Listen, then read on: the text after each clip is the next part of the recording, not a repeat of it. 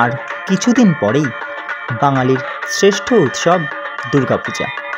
আর এই বছর শারদীয়াতে Jadavpur athletic club তাদের ভাবনায় ফুটিয়ে তুলবে 100 বছর আগের লোকশিল্প এবং 100 বছরের পরবর্তী সময় সম্ভাব্য লোকশিল্প।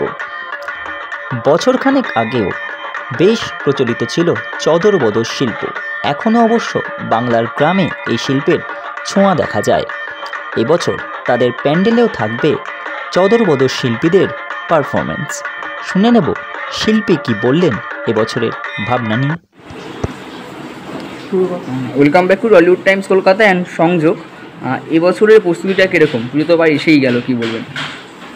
প্রস্তুতি বলতে প্রত্যেক বছর আমাদের একটা বার্তা দেওয়ার, নিজেদের মধ্যেই যে শিল্পীরা কাজ করে তাদের একটা বার্তা দেওয়ার একটা তাগিদ থাকে যে একটা বড় সুযোগ পুজোতে লক্ষ লক্ষ মানুষের কাছে একটা কিছু পৌঁছে দেয়।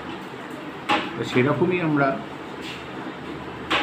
একটা থিম ভেবে ফেলেছি যে শিল্পটা প্রায় 500 বছর পুরনো, কিন্তু সেটা অবলুপ্তির পথে, মানুষের অগোচরে থেকে গেছে। আমরা পশ্চিমবাংলার বেশ কিছু জায়গায় ঘুরে দেখলাম চাদর বাদর বলে একটি শিল্প আছে যেটা প্রায় 500 বছর পুরনো, সেটা আজকে অবলুপ্তির পথে। কেন? এই কেনর উত্তর খুঁজতে গিয়ে মনে হচ্ছে তাদের ফিরিয়ে আনা আমাদের খুব দায়িত্ব, কর্তব্য। তারা যাদের নিয়ে আসছি এখানে, তারা ঘুষকরা বলে একটি অঞ্চলে থাকে, সমস্ত ট্রাইবেল তারা এখানে পারফরমেন্স করবে। এবং তার সঙ্গে যেটা করছি আমি, যে 500 বছর পুরনো একটা শিল্পর সঙ্গে আধুনিক বা বর্তমান একটা শিল্পর মেলবন্ধন, সেটা কীভাবে করা যায়।